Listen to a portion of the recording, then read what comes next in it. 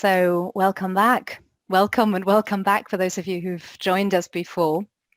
This is the last session in the series of Aleph Trust dialogues that we've been hosting since July. And we've really been exploring transpersonal perspectives on the corona pandemic and the challenges that we're facing collectively at this time. My name is Jessica Bockler, and I'm one of the co-founding directors of the Aleph Trust. And I'm here today with my fellow director, Professor Les Lancaster. And together we're going to explore ideas surrounding the deeper significance of the pandemic. And we're going to be focusing very much on the role of myths and the imagination in our lives. And we want to reflect with you what we can each do in the face of our unprecedented circumstances. But before we start, I'd like to pause for a moment with you, and I'm going to light a candle, and I invite you to connect to the light. Take this light into your heart. We've reached a grim milestone earlier this week in relation to the corona pandemic, with deaths exceeding 1 million worldwide. And of course, countless more people have been affected in so many different and devastating ways through loss of livelihoods, through ill health, other causes of ill health, untreated health conditions, as well as, of course, isolation, prolonged isolation, the loneliness that has arisen from that, the sense of being disconnected from the wider world, just being online in online spaces all the time. We're all zoomed out a bit, aren't we? And that isolation also leading to problems with addiction, with mental health, domestic violence, and so on. So these are tough times for so many of us. And we felt it would be an appropriate way to open the session, lighting the candle once more and bringing this light into our hearts as we're sitting here collectively and reflecting on the deeper significance of the pandemic. So let's take a moment. You might want to just adjust your posture. Feel your feet on the ground. And come home to yourself. Connect to the flow of the breath.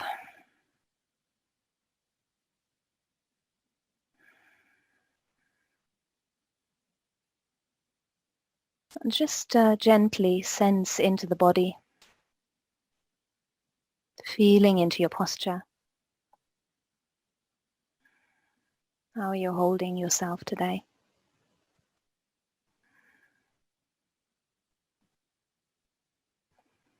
And feel into the flow of the breath.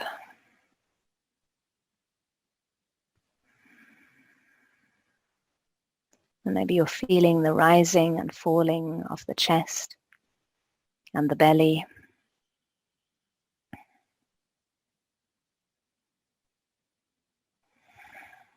And as you're sensing inward, can you soften a little?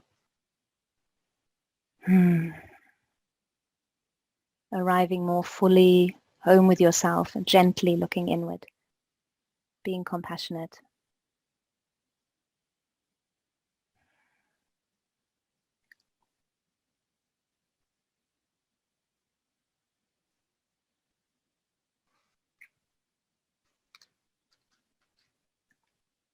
Let's stay present with breath as I'm lighting the candle.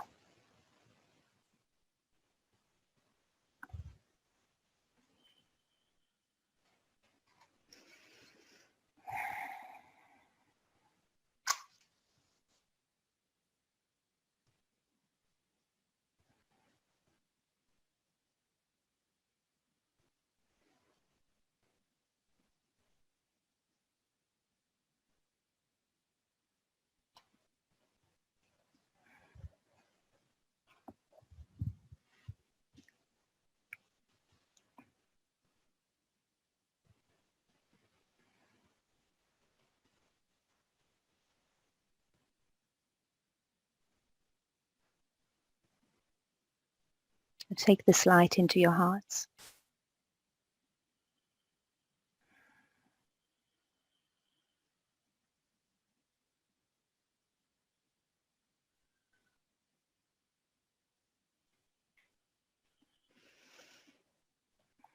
So, the power of myth. Les, what do we mean by myth? Well, maybe a place to start is to think of a definition. What is a myth? And the Oxford English Dictionary tells us that a myth has two definitions.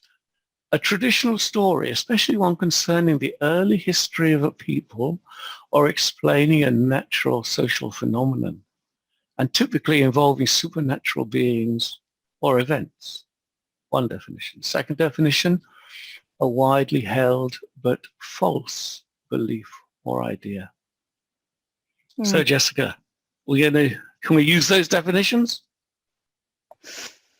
It seems really potent, I think, or kind of poignant in our world today. You know, those two definitions. The first really reminds me of the kind of circumstances we face today with, you know, fake news circulating everywhere you look, and we're no longer certain of what we can believe, right? So this popular understanding of myth, meaning lies or fabrication, stories that are untrue. And so myths only existing in our imagination, and imagination being something that is conflated with kind of fantasy and confabulation. That's one thing. And that seems to be very prevalent in today's world. And then there's this other take on myth, as you say, right? Which predates this contemporary conception, which has become kind of our existential dilemma. Yeah. Whereas in kind of ancient cultures, myths were stories that were shared to explain the natural world, the natural events, the natural rhythms and patterns, which kind of inform the course of our lives, right? And rather than thinking that these stories that were generated in ancient cultures were all just fabricated to enable people to survive adverse circumstances, I think we can consider myths really as stories that were expressions of a deeper resonance with nature. And I think our spiritual heritage speaks to that these stories in religious and in spiritual texts are really expressive of patterns of the earth, of cosmos, and they're therefore expressive of a deeper intelligence. And I kind of want to expand into that vantage point a bit further, because I see myth as a narrative structure that's not only reflective of outer form, but it is form giving. Yeah, I mean that the myths we live by, they inform, they shape our lives, our values, our perspectives, our expectations. So a myth is like almost like a meta-narrative then, right? That we embrace, often unconsciously, and that shapes our lives. And one thing that really sticks with me, that I often go back to in relation to that, is the work of George Lakoff and Mark Johnson, the book Metaphors We Live By. Metaphors, myths, highlighting that these are not just stories, not just rhetorical devices, but, and I want to read one quote here from Lakoff and Johnson, metaphors have the power to create reality. This can begin to happen when we start to comprehend our experience in terms of metaphor, and it becomes a deeper reality when we begin to act in terms of it. Much cultural change arises from the introduction of new metaphorical concepts and the loss of old ones. End of quote. So for me, that's what myths are about, really. They have this myths, metaphor, poetic language, the poetic mind. They have this form-giving, generative power. Yeah. I would say that myths, taking the perspective you said there, the deeper role of myths, they enable us to find our human place in the scheme of things. And obviously talking about it now in relation to the pandemic, sure we'll come to perhaps later, but that's, are we living a myth right now? Is there a myth of COVID-19? Just staying with what you were saying there about the creative reality and, you know, that beautiful work from Lakoff and Johnson, you know, it's the real role of creativity, the role of imagination. And it goes back to that definition, isn't it? Two definitions. You say, oh, imagination, no, you know, it's just, oh, it's a waste of time, fantasy. No, imagination is right at the beginning of everything. And you made a quote, I'm going to add a quote of my own here from one of my favorite writers, Coleridge, great poet, but also a very profound thinker. And he wrote about imagination. And he said, and I quote, the primary imagination I hold to be the living power and prime agent of all human perception, and as a repetition in the finite mind of the infinite I am. It's always been that quote has been a guiding light to me for about 40 years, and he was incredibly prescient because, leaving aside the sort of religious bit at the end, which is also interesting, but just taking the first bit, he's saying that all of perception is animated by imagination. So, you know, what you were saying from Lakoff and Johnson about cultural change, that's true. That's the sort of large scale. And maybe that, again, relates to COVID and that situation where we are today. But you've got to realize that myth operates at all levels with imagination. So the very act of, I don't know, seeing the glass of water that's on the desk in front of me, you know, it's seeing as, it's an act of imagination in that very process of seeing, to see it as a glass.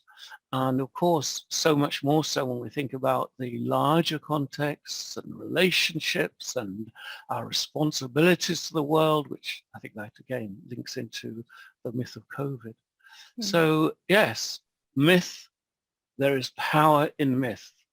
I think that is a good title, I must say. I just want to add one thing, actually. I know you're going to say something, just to make it a bit more acute. You know, I always think myth is like, it's like having a map. You're in a territory. You need a map. You need a compass. What they give us is two things: knowing where we are and knowing how to go where we need to go. I think that's the power of myth. Yeah. Sorry, Jessica, I interrupted. No, that's fine. I was just, as you were speaking, I was thinking, we don't see the world as it is. We see it as we are. And that point feels so acute today because of technology, because of social media. We're in our own reality tunnels and we don't realize it. We're in our own echo chambers. And, you know, this whole notion that social media is giving rise to more division, more polarization, because the algorithms are re-informing us of what we already believe. That's the situation we're in. How do we get out of that? And to me, the crucial point is that if we engage with myth in this other way, the way where we're tapping the deeper imagination, then we're kind of flipping perspective. We're coming out of the reality tunnel if we allow that other to come through us and inform us. And I think the power comes from the fact that we're flipping perspective. We're stepping out of the ego into something much larger. And underpinning that is the idea that consciousness is primary, not matter. Yes. Consciousness is primary. So we're in this, if we adopt that perspective, we're in a post-materialist paradigm. Consciousness is primary, and then consciousness gives rise to both matter and phenomenal experience, the mind. And it does that through resonance with collective patterns and rhythms. It follows the grooves of kind of collective memory, right? May that be archetypal, genetic, mimetic. Mm-hmm. Mm-hmm. That's certainly my position. That's where I feel anchored, in that sort of post-materialist perspective. And why do I choose to embrace that idea? Well, because I find that it's fundamentally empowering, not in an egoic sense, but in a much deeper sense. I feel that it puts me into kind of intimate contact with a world beyond the ordinary self. And that to me, it's not a scary place to be. It's a challenging place to be, but it's a very enriching place to be, because I no longer suddenly have to be in control of everything, drive everything, understand everything intellectually, and I can still do and act from that deeper place that is wiser, more heart-centered, more embodied, enriching on so many levels, because I feel like it puts me in touch with nature at large. Yeah. So to me, that's kind of the real power of that kind of way of working with myth.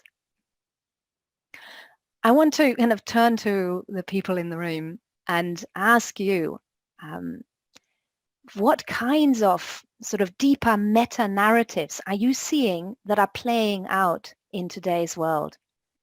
So what kind of meta narratives do you think are informing our lives presently?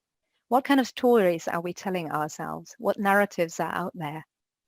So maybe take a moment to locate the chat window and type in there, just maybe a few words, a sentence. What meta narratives do you see playing out? It's useful to look at our the kind of, artworks that are being put out, films, popular films, popular writing. What kind of stories are we telling ourselves? Yeah, Veronica writes apocalypse. Yeah. Yeah, I made my own little list, and I've got that one on the list, Veronica. Yeah, the narrative of collapse, the narrative of societal collapse. If you look at Extinction Rebellion, for example, right here in the UK, responding to the climate crisis, there's the deep adaptation movement, which was initiated by Jem Bendell. And that the stories they're telling are very much about society breaking down, potentially human beings ceasing to exist, societal downfall, and the extinction of our species, as well as many others, of course. Yay, Michael, that's right. The opportunity to grow and evolve. There are I want to pick up on that. I think there are two narratives there. One is the kind of older now, modern, kind of 20th century story of growth, of maybe unbridled growth, a sense of, eternal progress, building, we're getting better, GDP, it's always going up, It's another narrative, isn't it, that we've lived with through the 20th century. And I think I was thinking when I was sitting with that narrative, one wonderful metaphor for it, our sort of aspirations to build into the sky, right? When you look up, what's the tallest building in the world today? It's the Burj Khalifa, isn't it, in Dubai? It's written it down, 828 meters. But there's another building that's under construction. All the construction ceased for the time being, but that's the Jeddah Tower in Saudi Arabia, and that's going to be, at least the idea is, it's going to be 1 kilometer tall, 1,000 meters. Yeah, crazy. So a wonderful metaphor for this, endless sense of we're growing, we're building, we're, where are we heading? Where's that limit, What else have we got here? And of course, Michael, then the other one was to evolve. So that's another narrative. We could frame it either as a narrative of individualism. I'm improving myself. I'm perpetually working on myself, and I'm growing as an individual because of my efforts and my abilities. Or in a more spiritual sense, maybe a narrative of awakening. And I'm seeing other comments coming in as well. Sue Bradley, all about control, and the pandemic is either real or it isn't real. It's overblown. Yeah, narratives of control, of dominance, of superiority. Yeah, and if you think of all the breakdown there of colonialism, the kind of upheaval around identity politics, people who have been suppressed coming to the fore, asserting their voices, There's a lot happening there, a lot of clashing, a lot of division, polarization, but also the need for all to be heard and to be seen, for things that have been invisible, people that have been invisible, have been suppressed, being seen. Yeah, there's so much there, and about control as well. Sue, thank you. Joanna, we're more connected than ever versus we have never been as disconnected. Yeah, that's a wonderful one, Joanna. And this is a good example, isn't it? Here we are in this session together and not together. Yeah. Empowerment, says Leela. Me too, the empowerment of women. Yeah, very much. Crisis versus opportunity, right, Susan? Yeah. And an escalating fight between New World Order, baddies, and consciousness raising light workers, goodies. Yeah. Yeah. And the outcomes hanging in the balance. Yeah. Very much. Yeah. It's an interesting idea to reflect on. Which meta-narratives do we each embrace? What are we living? I sat with that thought. And for me, it's certainly a narrative of awakening. So the sense of I am working in a community, I am endeavoring to attenuate the ego, to be more present in a more whole person way, and I am appreciative of the wisdom that comes from the spiritual traditions, indigenous traditions. And I think also goes with that goes the sort of the well-being of the whole. So it's not just about the individual, it's not just about me, but it's about the whole of us. And on that deeper level, we're really one. We're not divided. I think Aleph Trust kind of follows that narrative very strongly. Yes, actually, that's what I was thinking as well. You know, what is our narrative? I think there's two directions I'd like to take this in. One is, what is our narrative? And secondly, what is the narrative of COVID-19? Because obviously that's what this session really is about.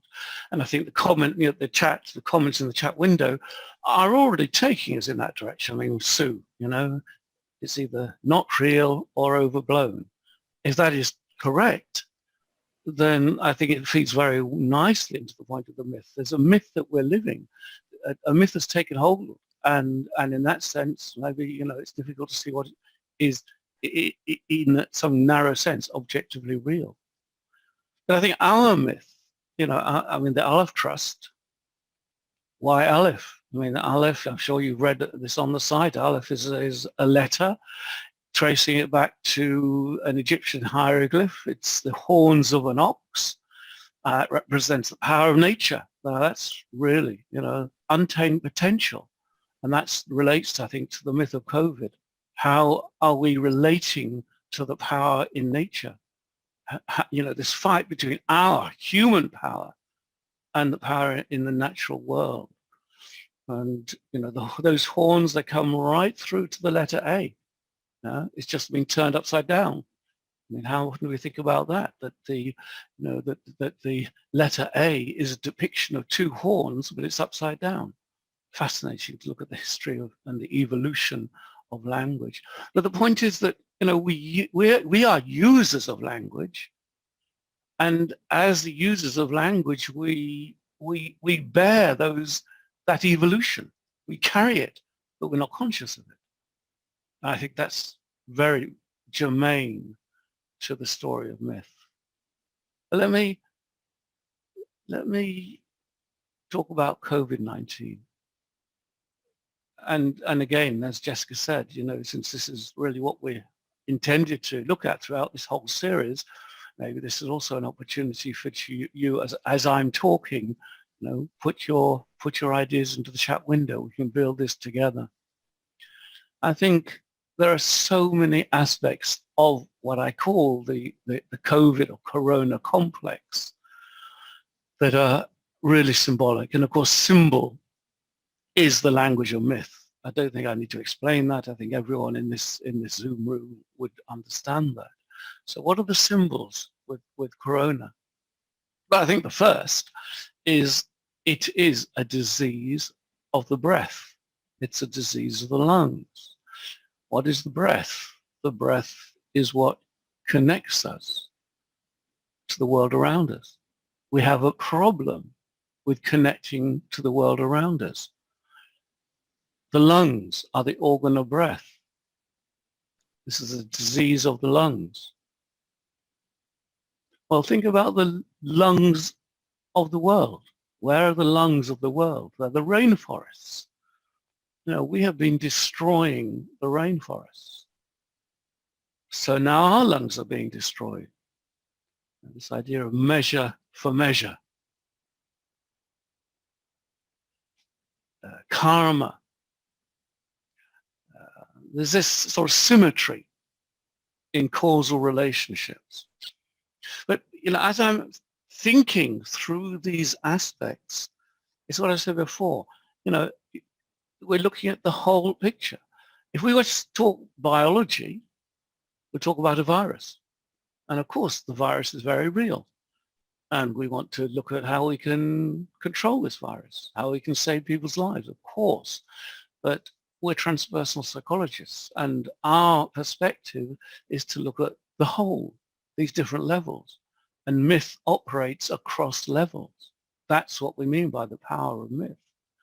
So, you know, it's not simply that we need to recognize that destroying the rainforest is not a great idea.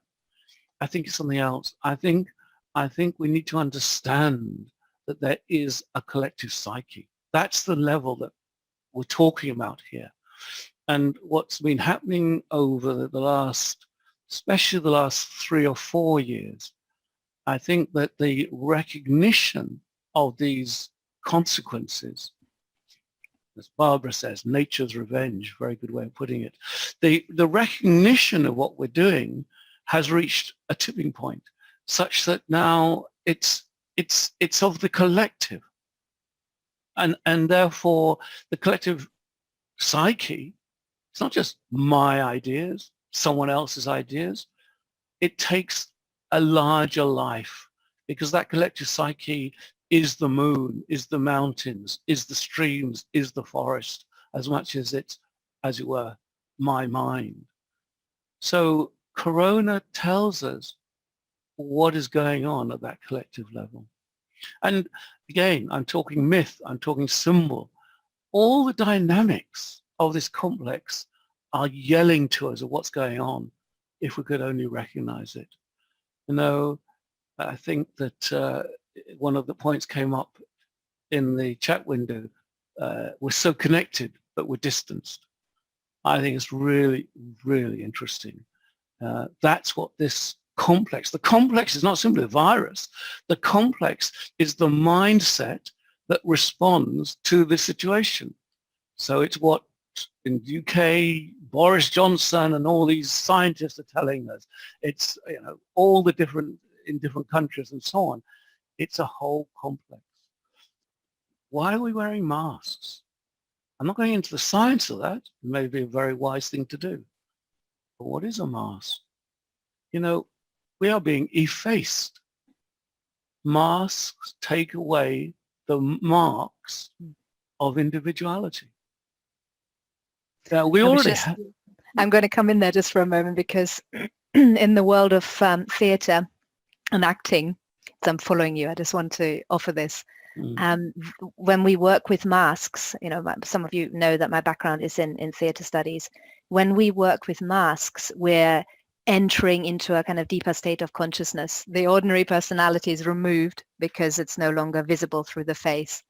And the actor is able to tap into very other deeper qualities. Exactly. So it feels like the mask is the other that we're then inhabiting, and no longer the ordinary self. Well, you talked about the narratives. A very big narrative in culture, especially the Western world, but not only the Western world, has been the cult of individuality. You know, that went together with the growth, all the other things we're talking about. You know, we are the victims of the cult of individuality. And again, measure for measure, we lose individuality. That's what's going on with masks. We've already seen it. I mean, the whole issue, for example, with the burqa. I'm not making a religious point. I'm not making an ethnic point, anything like that. I'm just saying at the level of myth, how we relate to the removal of the distinctive features of individuality is a very profound psychological concept, or complex, really. Yeah. And then corona, the word means crown. What is a crown? Well, there's many levels of symbolism there. I just will mention one. I mean, it's obviously a symbol of power. A crown is a symbol of power. But looking at it in cultural and historical context, we as, especially again, Western cultures, we have a real problem with the concept of power and where authority for power arises from. And the thing about a crown, I don't know if anyone's ever worn a crown, a real crown. They're heavy things. How do you wear a crown? You have to be aware of your posture. You have to be aware of the vertical axis or it'll fall off and you look a right fool. What is the vertical axis? The vertical axis is our relationship above and below. Ancient maxim. The esoteric traditions. That's what's out of balance. Our relationships above and below. And it's not just a historical point, because, of course, we could talk about ancient traditions that talked about above and below, heaven and earth and so on. But in a deeper sense, it is about alignment. How do we align with the natural world? How do we align with that which we regard as transcendent? These are very potent questions. And what I'm saying is the potency of the myth is actually about where we are in our world, in our evolution, in our aspirations. This is what COVID is about. I'm going to say one more thing. I know I've talked quite a while here, but I think there's some fascinating things about this. We call it COVID-19. You probably know why 19, because it was discovered in 2019. Okay, straightforward. You know, if you enter into the world of myth and esoteric symbolism, numbers take on meaning. Some of you may know I've been very interested in the Kabbalistic tradition, and numbers are very, very important there. There are many points you could make about that kind of symbolism. I've written an article on the Kabbalistic symbolism. Just one thing I want to mention here. There's a cycle of 19 years. I don't know if anyone knows about this, the Metonic cycle. That cycle is the cycle that we use to reconcile the lunar calendar with the solar calendar. So for example, the Hebrew calendar is a lunar calendar. Because it's a lunar calendar, if you didn't do something about it, it would become out of sync with the solar calendar. So something you think is going on in the spring suddenly ends up being in autumn. It's like Ramadan. The Islamic calendar says, no, let's just go by the moon. We won't worry about the solar system, the solar calendar. And that means that Ramadan will change throughout, to different times, different years, different times of the year. But the Metonic cycle, the 19-year cycle, is a way in which we reconcile the two. I'm not going to go into all the details, but it means we have leap months in the third year and various years in the 19-year cycle. Okay, fine. That's the time, calendar, whatever. Symbolism, sun and moon. This is what we're dealing with. Someone just mentioned the fall of the patriarchal pattern. That's Anna. What we're dealing with, I have no doubt about this whatsoever. You'll say, oh, you're playing with numbers, it's fanciful, it's poetic, whatever. Can't convince those who don't kind of see it this way. I have no doubt whatsoever that the COVID-19 pandemic is an expression of the change that we are embracing and we need to transcend and move through. And a central part of that is the sun and the moon and what they mythically represent. Obviously, day, night, male, female, conscious, unconscious. There's a huge wealth of kind of associations, right brain, left brain, right brain. So the number 19 is incredibly potent in that context. And I would include that in talking about the power of myth in relation to this pandemic. There's so much here. There's so many themes that we could deepen into. I was just writing down for myself alignment and what that's, you were speaking of the alignment of the vertical above and below. I was reflecting on the kind of ritual work that I am involved in, and it often features that component of connecting to the above and the below, using the spine as the central channel, working towards aligning oneself, noticing how one can become more receptive to energies entering from above as well as from below.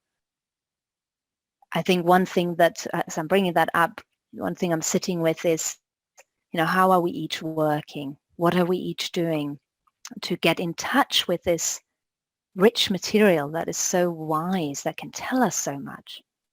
And also you spoke, of course, of the masculine and the feminine, the balance of the masculine and the feminine, the balance of day and night. The night connects us to the dream space, right? I mean, ordinarily we lie down and we go to sleep and then we let it happen to us. But if we work consciously, maybe through ritual, then we enter into that kind of conscious dreaming process, maybe an active imagination process, right? Where we're working with that material by means of various practices. May they be embodied, may they be meditative, may they be arts-based, expressive movement and vocal work. And we're channeling that material, but not only that, we're entering into a dialogue with it. That's, of course, the hallmark of active imagination. It's that sort of dialogic quality where the ego is not entirely sidelined, or, it's not eradicated, but the ego is brought into a conscious relationship with that material. Exactly. And that, again, is the sun and the moon.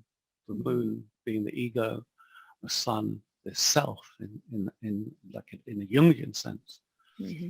And actually, there's another dimension which I think is really very interesting. And again, what I'm describing is this complex, which is so much more than just a virus. And that's the intergenerational side of this, which I think is huge. I mean, the first point is it's very unusual. In the history of pandemics, plagues, etc., it is the norm that the ones that are most likely to be affected are the young, very young, infants and so on, as well as the aged. It's very, I think, I haven't done a total history of pandemics. Maybe someone could tell me if I'm wrong. I think it is unusual to have that pandemic where the very young are hardly affected at all, and the ancient, the elders are. And so again, in this spirit of myth, in this sense of a complex, what is that telling us? I think it's telling us about the intergenerational balance. And, I think we've got it wrong. For example, we don't, what is the aged population? What is it to us generally? It's a burden. We've got all kinds of problems with our care systems, care homes. The concept of elder, we've lost that. And so there's a problem. The elder generation does not have a role in our society, whereas traditionally, of course, it always did. Yeah. And we got to, and at the same time, demographically, of course, the aged are becoming more and more numerous due to health, medicine, et cetera, et cetera. So it's, and it's not healthy. It's not healthy, it seems to me. It's not healthy to have a situation where the younger generation is compromised or even victimize them and make it more strong in order to protect the elderly. That's an unusual situation in the history of culture. So again, taking this notion of complex and a myth, saying, well, what are we going to do about it? And, saying, well, I don't know what we're going to do about it. I think this is something we should really discuss. But the first one is to come from a place of knowledge. And that's what myth does. It places us in a position of knowing. I wonder if that is a good point to invite in our participants to see if there are any questions you want to ask or any comments you would like to make. And we're watching the chat window, but you could also unmute and speak out. We'd love to hear from you. Just pause for a moment. That's a classic invitation to keep the silence. Silence, I know. Please unmute. Yeah, we are afraid of dying. Oldest has written that. I think again, we don't have the sense of that journey. I mean, I don't want to over romanticize it. I myself have an aging father who's kind of at the gates of the end of life, I think, and it's very hard. How do you care? How do you value? But nevertheless, I think it is true that as a culture, we have lost the art of dying. Yeah, we've made it clinical and we've hidden it away. We don't, see death. We brought it but I mean, that's a privilege of the very industrialized nations. You don't have that in countries where medicine, and healthcare systems are not so advanced. It's a privilege and a burden.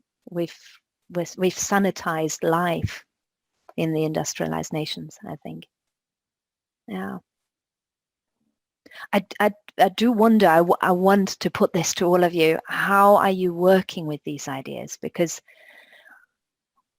we're in this, it's such a difficult situation to be in, and one can feel so hopeless and so overwhelmed and so alone with this.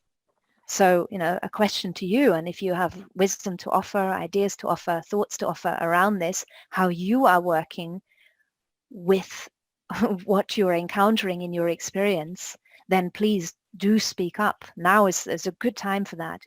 Are you following practices that are anchoring you, putting you in touch with a sense of something, higher, a higher intelligence? How are you working with this? Is this real for you in your everyday life? Jessica, may I come in? Please, Tanya, do. Hi, I think maybe I've turned my webcam on as well. While that will be lovely. Hi. There we go. I'm going to speak to one or two of the points that you brought up, and the one is the elderly and caring for the elderly. And the second one pertains to how I'm coping on a personal level. So I think what's been really interesting for me is that I'm in a place of complete acceptance, almost like I'm standing back and witnessing what is happening to the world. And I am neither afraid nor very anxious, almost to the point of acceptance. If I've come to terms with the fact if I had to get the virus and we're one person who would die as a result of that, in a way, I'm very comfortable with that. But the extension of that is that my thinking is so that I feel that about others as well, that death is natural and that we shouldn't fear it. The only difference that's happened now with Corona is that it's placed the fear of death at our feet. It's very much in the media, it's very much in the news, so it's really brought that to our awareness. And as a result of that, I think a lot of people in German we say im Umfeld, in my surroundings, seem to be very anxious about getting corona. I know people here in South Africa who have actually not left their homes since the initial lockdown in February, March, because they're so afraid of contracting this disease. So I think my difficulty at the moment lies with the fact that I feel so comfortable about it that I'm not sure how to interact with people who are fearful of it, because I believe we are all going to die at some stage, some sooner, some later, some of corona, some of a heart attack, some of old age. We never know. And I think the point that you and Les made, that we have made old age and death so clinical. Pharmaceutical companies are desperate to keep people alive. It's happened recently in 2 instances where I know of people who are near 90 who've been diagnosed with cancer and who are actually being treated now. Chemotherapy, surgery, where I'm going, for heaven's sake, it's your time to go. And I don't mean that in a horrible way. Yeah. And I think that corona is really, really putting us in a place where we need to think about these issues and talk about them. Yes, and talk about them, exactly. Yeah. Because it's such a taboo topic, isn't it? We don't talk about death or dying, and we don't, what you've just shared with us is generally a big taboo, to suggest that it might be okay to die and that we may not need to or want to prolong life at all cost, lying in a hospital on a ventilator, or being plugged into various apparatuses to keep us alive as long as possible. It's linking it again to this point of myth and all the symbols that are going into it. I would link the point you made, Tanya, which is a very important point. I would link that again back to this question about authority and power, because many people would say what you just said. Many people that, putting all the resources into keeping someone alive at that situation, is it the wise thing for our culture to do? But the problem, I think, is that the system of power and authority is such that no one can challenge that. So can you imagine a politician standing up and say, yeah, anyone over 75, no treatment for cancer? You just can't do it. There's no way.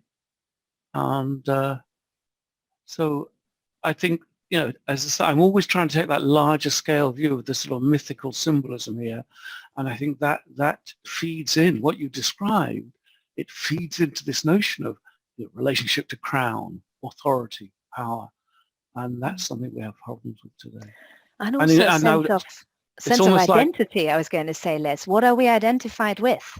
Is it the mortal body, the ego that will dissipate upon death? Is it something else? What are we identified with? Maybe we identify with a sense of the earth, the body of the earth. Yeah. I want to bring to our attention the comment that Veronica has left in the chat window. We knew for a long time that it could not go on this way anymore with our economy, endless growth, distraction of natural resources, climate. In some way, I'm glad that something has stopped that all. Now we have a chance to begin anew, but better. I think that's a really strong narrative that is coming to the fore. And I personally, Veronica, I share that. I hope we will be able to follow through and that we don't fall back into some of the old patterns.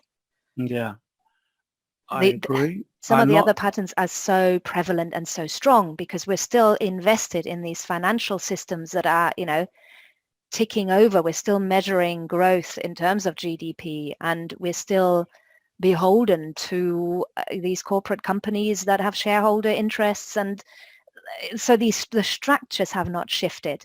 And that's my big concern, that, I'm looking at scale. How can we facilitate change at scale? What needs to happen so that systemic change happens?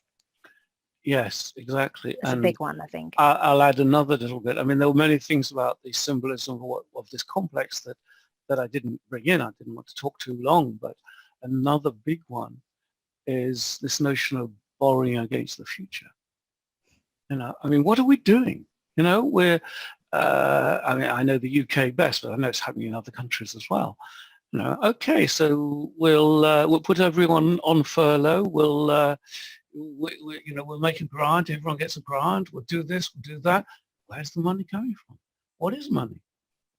Money is a resource. Money is energy. We're drawing on our energy of the future.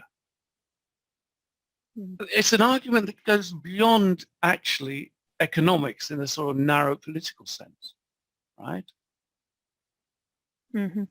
Yeah, we're borrowing from the future generations who have to pay off the debt in that sense, that right? goes back to that generational point. Mm-hmm. And it also relates to the whole question about democracy.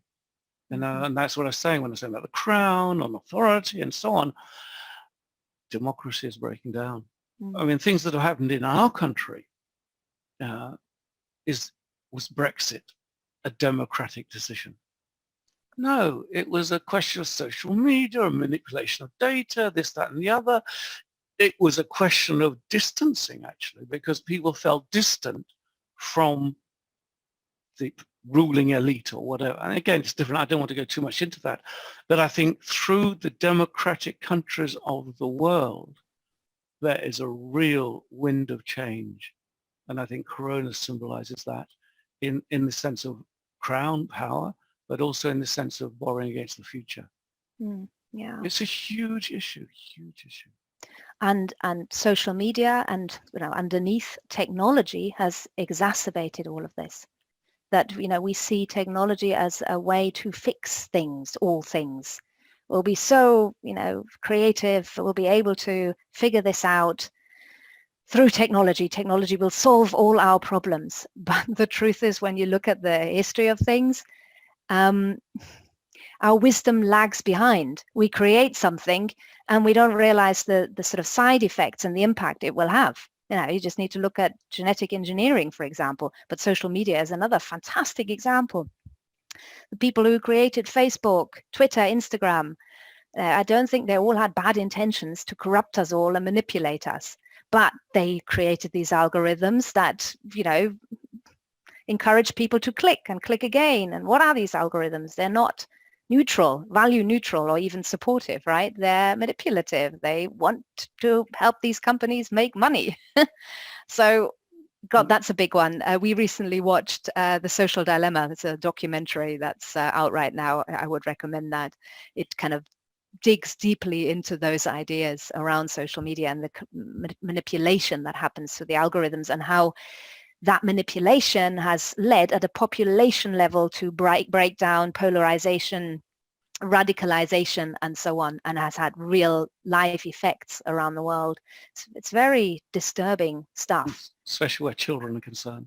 Yeah. And again, borrowing against the future. It's the same point. I mean, I have a 10-year-old daughter, and so many parents I speak to, it's exactly the same. We're almost impotent in how we are able to manage our children. Maybe I'm saying that a bit melodramatically. It is so hard to find the way to encourage them to use the internet in wise ways. And again, taking the mythical, always looking at a larger scale, this is about how we come to terms with collectivity. And that's why I said before, it's about the collective psyche. To me, all these things like social media, internet, I mean, you can experience it right now, right? You're taken away, as you're looking at the screen, you're taken away from your inner experiencing. You're kind of entering into this reality tunnel. It's even more exacerbated with the smartphone, right? You've got this phone in front of you. Your perception narrows down. You don't see anything anymore. You don't feel anything inside, or you're on this sort of, automated feeder. Click, click, next like, next heart, next whatever. And you're sort of taken away from the powerful resource that kind of faces the other way. Inward, beyond inward, into that kind of vertical axis, but also the space behind, because the space behind is that which we cannot see, so it's representative of the unconscious. Mm-hmm. You know, we just got to, I think we're coming to the last 5 minutes, and I'm looking at the chat window, and I noticed that Sue and Lauren and Tanya, of course, she spoke, you know, they're all raising this question about responsibility, taking responsibility. And I think that's the other side of what we're exploring here.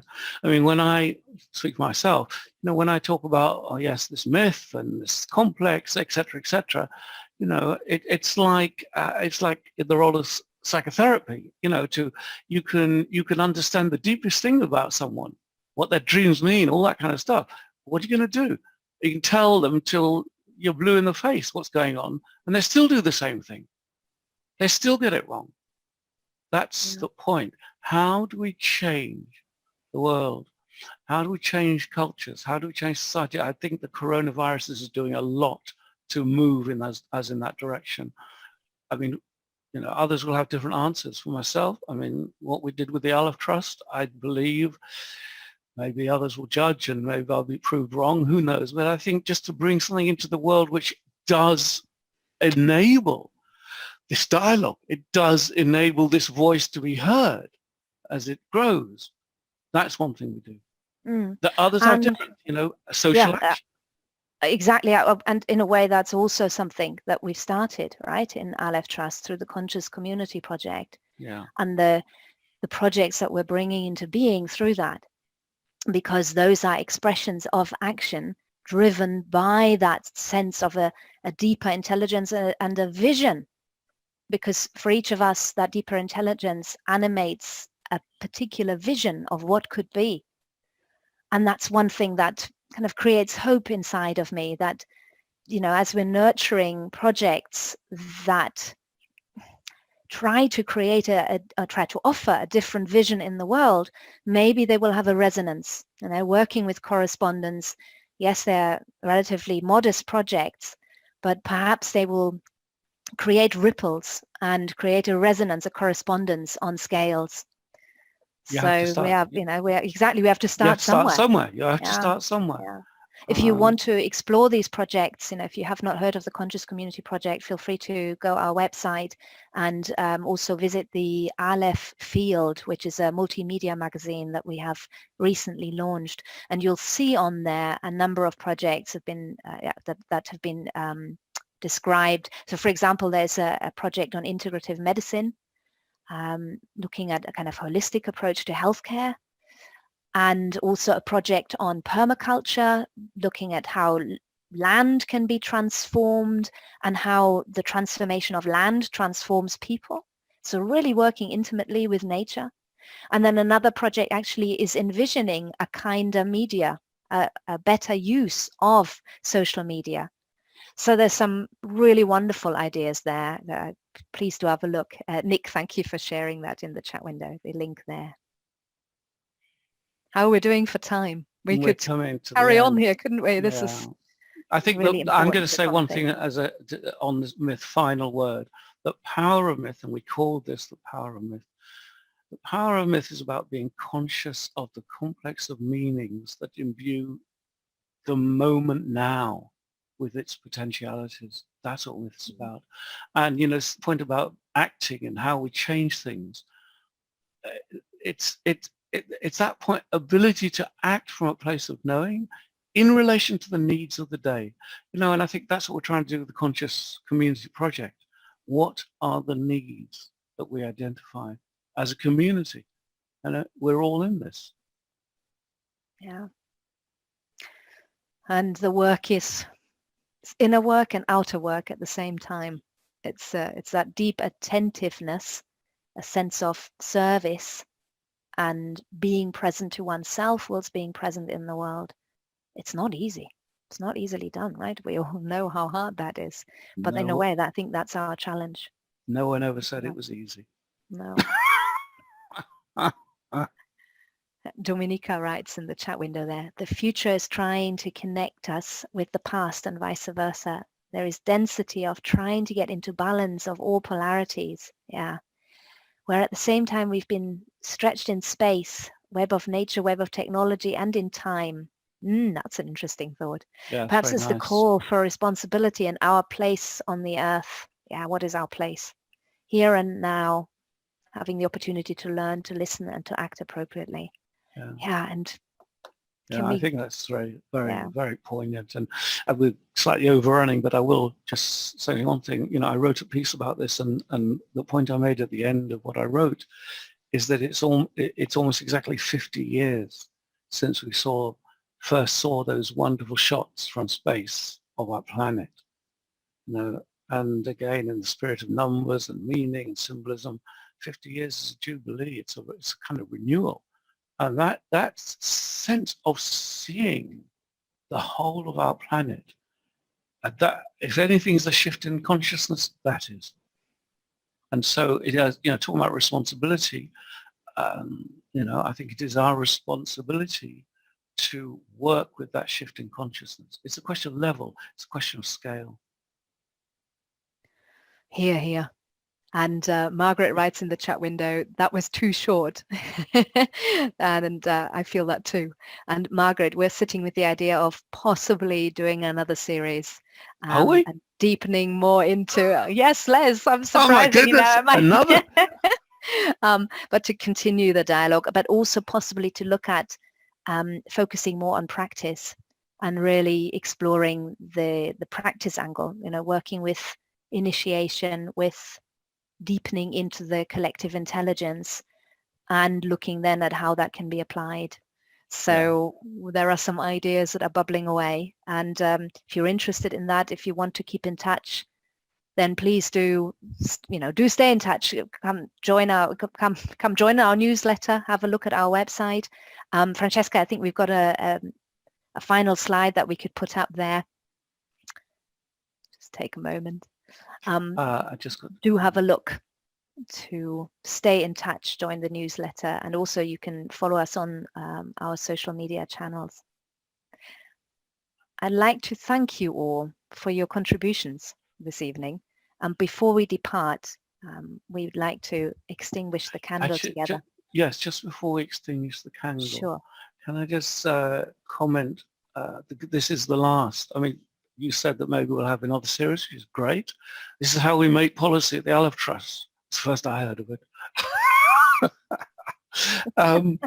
But I want to just reflect very, very briefly. I know we're over time. This has been been a great series. I'm so grateful to everyone who's been involved. You know, I'm not going to go through the whole list. We haven't got time.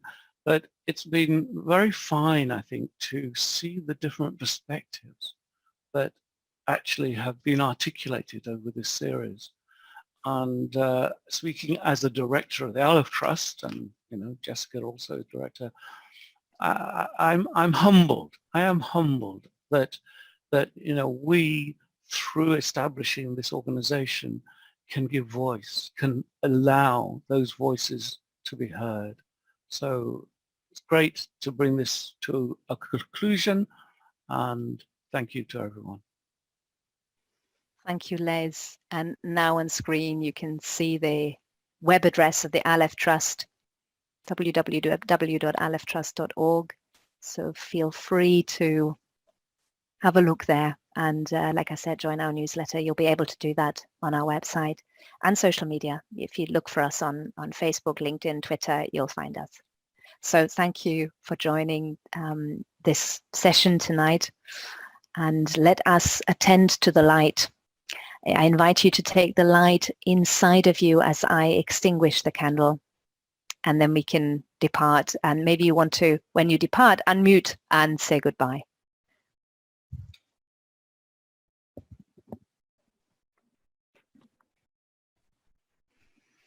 So take a moment to connect to the body, feeling into the breath.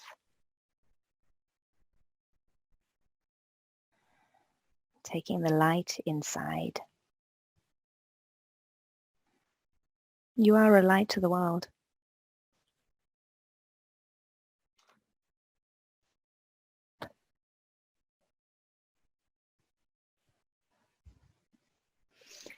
Thank you, everyone.